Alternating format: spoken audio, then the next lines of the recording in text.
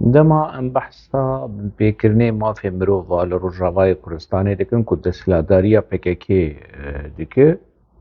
ev binpêkirinê hanê rojane ne. Binpêkirinên li ser asta jiyana normal e binpêkirinên ser asta ragihandin û aliyê wê siyasî heye û binpêkirinên ser asta eskerî. Ev wêneya ku wedîtî serbazên Kurdin subayên di artêşa Sûrî de bûn ji artêşa Sûrî veqetiyan ji û xwestin hêzekî eskerî ê Kurda çêbibe. Ev xwedî ezmûne yanî hemû subayên payebilind bûn, xwedî ezmûne, xwedî tecrübeyekî profesyonel bûn yanî ne ku li şikefta û li kampê PKK perwerde bûn. Generalên bi rastî bûn, ne generalên wilo ji ber xwe naval xwe bikin yanî General Mezlûm Ebdî yan jî General Bahoz Erdal û General Murad Karayîlan. Nana generalên bi rastî yanî. Evan heşt serbazê hane, serbazên payebilind. Evan biraderê hane ji artêşa Sûrî qut bûn û xwestin xwe bigînin Kurdistana Iraqê û li wê derê bingeha yan jî tiştekî leşkerî, hêzekî leşkerî ji bo Rojavayê Kurdistanê çêbikin. Ev heşt serbazên payebilind, subayên payebilind, heft jê ji Efrînê bûn, yek jê ji Kobanê bû. Tedî PKK pir behsa Efrînê û Kobanê dike û tîcaretê bi Kobanê û tîcaretê bi Efrînê dike. Vana zarokê her du herêmên Kurdistana Rojava bûn. Di siyê meha 2013 de bi hev re dixwestin herin Kurdistana Iraqê û li ser sînor grûpekî PKK wan digire û ji wê çaxê û heta roja îro wendane. Çi qayse danûstendin û diyalogên bi PKK re têkirin, bi peyedêr û bi qesedê re têkirin inkar dikin dibê me wan nedîtî, ji xwe PKK inkar dike. PKK zarokê xelkê direvîne û dê û bavê wan diçî cem wan de dibêje kanî zarokê me dibê nelce me ne, em nizanin li kur in û hate nedît piştî rêja te ji malbatê wan re bêjin wala layê we li Qendîlê şehîd ket yan jî li deverekî li Rojava şehîd ket û bi vî rengî yanî li Şingalê şehîd ket. Destpêkê inkar dikin, nabêjin piştî li xwe mikirtê. Kî biraderê me yê Apoçî. Ev serbazên han, ev welatparêzên han ê ku xwestin tiştekî ji bo gelê Kurd bikin, PKK wan wenda kir. PKK li gel rejîma Sûrî bi çi şêwazî berpirsyarê wendakirina wan PKK'yê ji wê rojê heya vê rojê û heta roja qîyametê PKK berpirsiyar e. Ji ber yanî ji gelek çavdêrên herêmê, herêma Rebî'a û li ser sînorê Iraqê û Sûrî nas kirin ku ev hêza li wê derê ji aliyê Sûrî ve desthilatdarê hêza PKK'yê. Piştî ku çewatê zanîn PKK di 2012 de di meha Temûzê de rejîma Sûrî desthilatdariya herêmê radestî PKK'yê kir. PKK navê wê kir şoreşa Rojava û ev dere û merewê hane. İja çarenûsa van serbazên han nediyar in. Heşt serbaz, heşt mejî û ezmûneyên eskerî ku Kurd li Rojavayê Kurdistanê dikarîbûn ji wan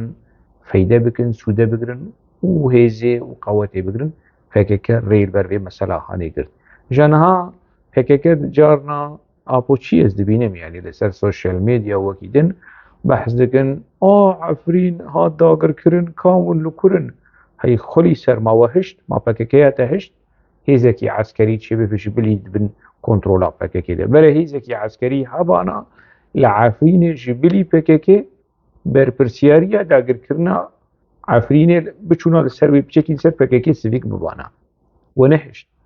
Hûn li kur bûn serê kaniyê hat dagirkirin.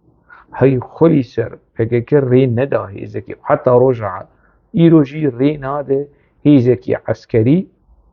لروجاوای کردستانê çêbibe bi hiceta yekîtî û partî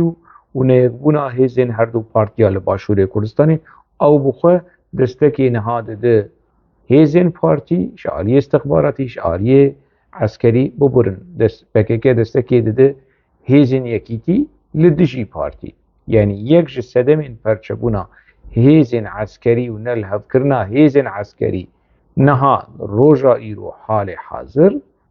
yek ji sedemên nelhevkirina her du partiya PKK li ser van nakokiyê hanê ji xwe dilîze û ji xwe re feyde dike her wiha nehişt hêzekî eskerî wekî din li Rojavayê Kurdistanê ji bilî PKK çêbibe û helbet ev xwesteka rejîma Sûrî bû xwesteka rejîma Îranê bû jî ku Kurd li Rojavayê Kurdistanê tim dibin kontrola PKK dibin dibin rehma PKK dibin çavsorî û gevxwarinê PKK dibin gepa nanê xelkê yanî PKK him dizê herêmê be û him celadê herêmê be him jî wilo dilop avê bide xelkê û gepa nan wilo li xelkê parve bike û çarenûsa herêmê dibin kontrola xwe dibihêle xwesteka rejîma Sûrî bû xwesteka rejîma Îranê bû û pêk hat çarenûsa van kesê han nediyar e PKK jî eşkere nake ji xwe rejîma Sûrî dibêje ez li wê derê ne desthilatdar im yanî dibe ku PKK wan girtibe wan teslîmî rejîma Sûrî kiribe çê dibe lê nabêjin ev heşt Kurd wendayî ne zêdetirî 10 sal li ser wendabûna wan derbas bûye malbatê wan daxuyanî derxistin bang li Herêma Kurdistanê kirin li Kak Mesûd Barzanî bang li rêvebirî li serokê herêmê Kak Nêçîrvan Barzanî kirin ku hewl bidin ji bo çarenûsa van kesê han zelal bibe ev kes bi ku diçûn maqê erd yanî qelîşî û tê di wendabûn helbet ne wilo ye berpirsyarê siyasî qanûnî exlaqî ê wendabûna van kesê han PKK ev kes kî ne General Hemed Xelîl Elî ji navçeya Babê ku Kurd e piştî wî Kornêl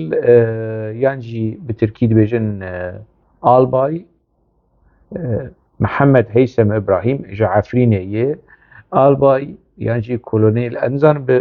bi Kurdî çi ye Hesen Oso ew jî herêma Efrînê ye Albay û kolonêl Mihemed Gulê Xeyrî ew jî ji Efrînê ye Major muqeddem ez nizanim bi Kurdî kabê çi dibe em biçekî vê mesela hanê bir lê serbaz yanî subayî ne az subayî jî Şewqî Esman ew jî ji Efrînê ye subayî yan jî serbaz Behzad Neso ji Efrînê ye û neqîb ew jî serbaz e Hesên Bekir ew ji ew jî herêma Şêxil Hedîd ku girêdayê Efrînê ye ê heşta ew jî subay e Adnan Berazî ji Kobanê ye ev heşt serbazên payebilind PKK wan wenda kir nehişt Kurdên Rojava bibin xwedî hêzekî eskerî cuda bibin xwedî îradeyekî eskerî cuda ji bo PKK bêje ne em bana kesek we nedparast ne em bana û van derewên ku apoçî dibêjin û mixabin bi rastî gelek kesê me Rojava ê keysebaz ê berjewendî perest siyasetmedar dibin nivîskar dibin rewşenbîr dibin bi van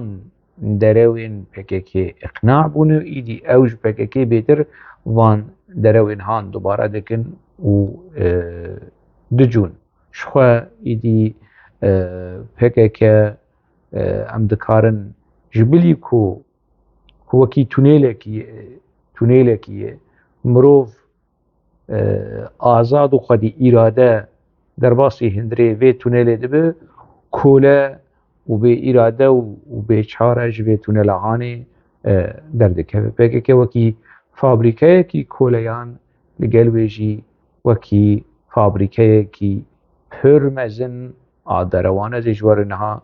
دیسا میناک بدن گورنگ جوار تکز بکم که چاوا PKK فابریکه یا دروایی